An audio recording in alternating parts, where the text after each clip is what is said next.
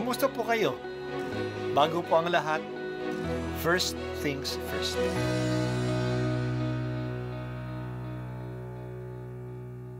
Good morning po. Sinisimulan po natin ngayon ang first things first.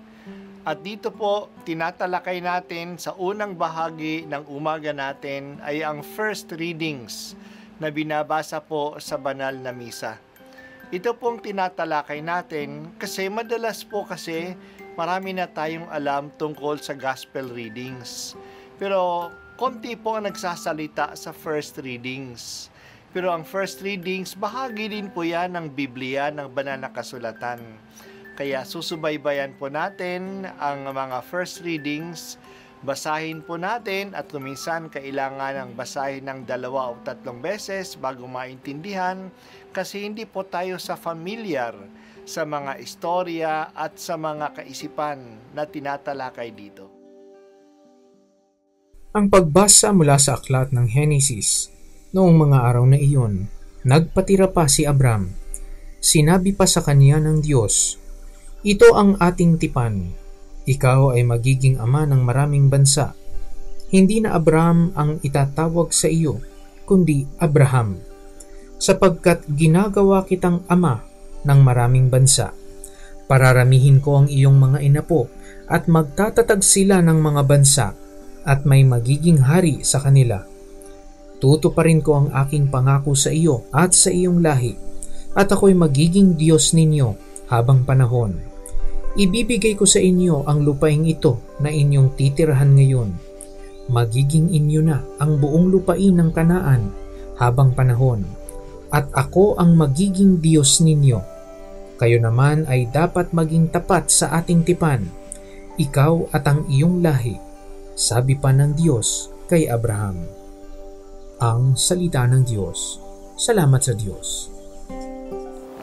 Ang isang katangi-tanging relasyon ng Diyos at ng mga taong tinatawag niya sa Biblia ay mayroon silang patuloy at pangmatagalang ugnayan. Hindi lang one-time transaction ang kaugnayan nila. Ang patuloy at pangmatagalang kaugnayan ay nangyayari sa kanilang pagkakaroon ng tipan o malalim na kasunduan. Mahalaga sa kasunduang ito ang katapatan.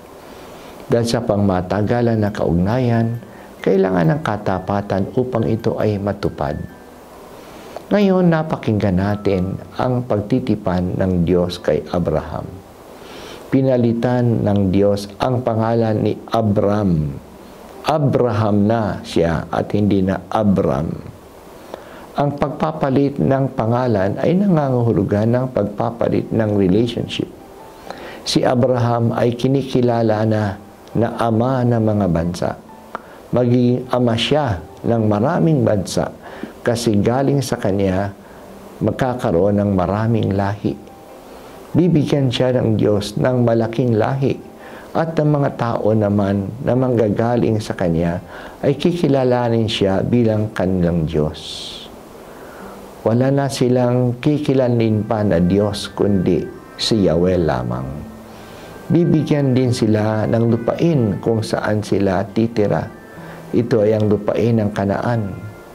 Sa panig ng Diyos, bibigyan si Abraham ng maraming lahi, ng maraming inapo at ng lupain na matitirhan nila. Sa panig ni Abraham at ang kanyang lahi, si Yahweh lang ang kikilalin nilang Diyos. Katapatan ang garantiya ng isang kasunduan ay mangyayari. Dapat ang bawat panig ay maging tapat sa kanilang bahagi sa kasunduan. Naging tapat ang Diyos. Talagang nagkaroon ng maraming lahi si Abraham. Kahit na wala pa siyang sariling anak kay Sarah, na asawa niya na matanda na sila. Naging tapat ang Diyos sa pagbibigay sa kanilang lupain, ang lupain ng Kanaan. Ang naging problema lang ay ang katapatan ng lahi ni Abraham sa pagkilala kay Yahweh na siya lamang ang Diyos nila.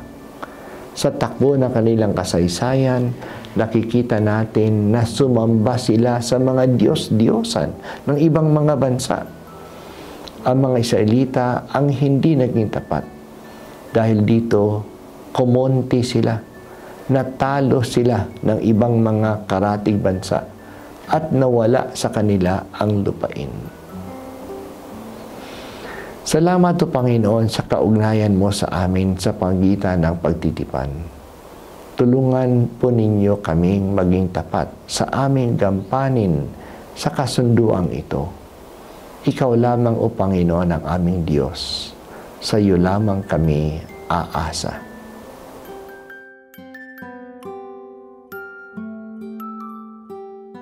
At ako po ay si Bishop Broderick Pabilio dito sa First Things First.